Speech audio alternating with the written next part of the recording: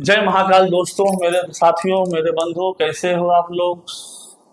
उम्मीद करते हैं महादेव कृपा सब ठीक ही होगा। आज हम लोग सिंपल भाषा में बात करेंगे पितृपक्ष के बारे में, पितृलोक के बारे में, पितृदेव के बारे में, पितरों के बारे में, तर्पण के बारे में। और पूरी जानकारी तक पहुंचने के लिए वीडियो को अंत तक देखें, हमारे चैनल को सब्सक्राइब करें, शेयर करें, कमेंट करें। और आज की वीडियो एकदम अपनी हमारी आम भाषा में है। इसमें किसी तरह का माइथोलॉजिकल मंत्रों का उपयोग नहीं किया गया। सिर्फ हमारी आपकी भावना, आम लोगों की भाषा में जो होना चाहिए, जो सच्चाई है वही बयान की जाएगी। वही चीज़ हम आपके साथ शेयर करने जा रहे हैं, ताकि हमारा जो संस्कृति है, वो जो धर्म है, हमारा जो कर्तव्य है, वो जीवित रह सके और हम सभी उसका पालन बिना डर के, बिना भय के कर सकें। हमें डरना नहीं है, हमें अपने आप को समझना है, अपने पितरों को समझना है। हम आज सिंपल भाषा में समझते हैं पितृपक्ष तर्पण के बारे में, बिना किसी डर के, बिना किसी भय के, बिना किसी पाखंड के। पितृ हमारे पूर्वज हैं।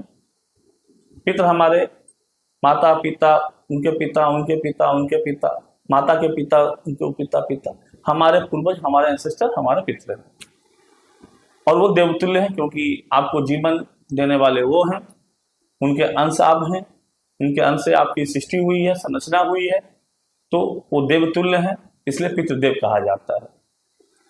और भावनाएं क्या है बताते हैं आपको। आज वो आपकी समझ नहीं है, सच्चाई है, वो जल चुके हैं, वो राख हो चुके हैं, वो पितृलोक छोड़ के पितृलोक चले गए। कोई दिक्कत वाली बात इसमें नहीं है। लेकिन दिक्कत कब आती है, वो चले गए, वो जल गए, लेकिन भूल आप गए। भूल आप गए, वो तो जल गए, भूल उनकी माफी होगी। छोटा बच्चा जब जानता नहीं माँ बाप कौन है, पिता कौन है, ईटा पत्थर फेंक के मारता थोड़ी ना उसे मार देते हैं। आप बच्चा भले नहीं जानता आप उनके माँ बाप है, या आपको तो मालूम वो संतान है आप। उसी तरह फिर हमारे जो पूर्वज थे वो जल गए, चले गए, भूल गए, लेकिन आपको तो याद है आप कौन थे। और उनके प्रति ग्रेटिट्यूड नहीं है आपके पास, उनके प्रति सद्भावना नहीं है, उनको याद करने का वक्त आपके पास नहीं है। जिनकी सृष्टि आप है, जिनकी संरचना आप है, आप उनको याद नहीं कर पा रहे, उनको भूलते जा रहे हैं, तो लग गया ना पितृदोष, लग गया ना पितृदोष। संपत्ति ने आपने ले रखी है और याद भी नहीं करते हैं आप।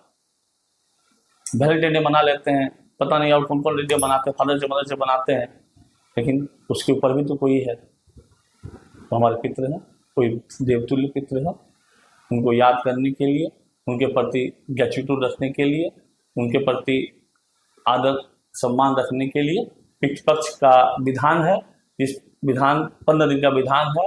7 सितंबर को शुरू होगा, महालया के दिन समापन है इसका।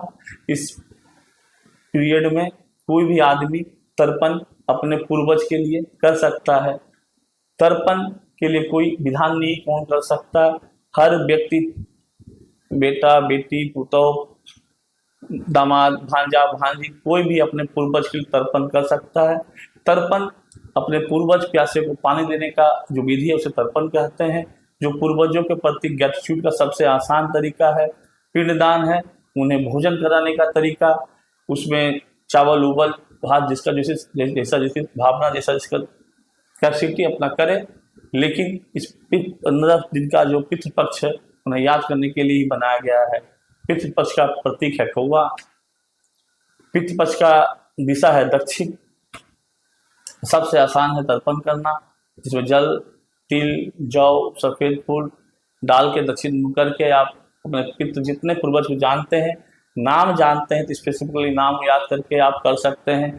स्पेसिफिकली रिश्ते याद करके भी आप जल अर्पण कर सकते हैं। अगर आपको ना नाम याद आ रहा हो अपने दादा परदादा हो, या उनके दादाओं का, या फिर दादियों का, या फिर रिलेशनशिप याद नहीं आ रहा हो, तो आप सारे पूर्वज को, एंसेस्टर को अपनी भावनाओं में जोड़ते हुए, अपने हृदय में लेते हुए, अपने आंखों से नमन करते हुए, हृदय से नमन करते हुए उन्हें जल अर्पण आप कर सकते हैं दक्षिण दिशा मुँह करके। यही आपका तर्पण है। एक छोटा सा विधान है हिंदू धर्म में, अपने पितरों के प्रति सद्भावना व्यक्त करने के लिए, ग्रेटिट्यूड देने के लिए।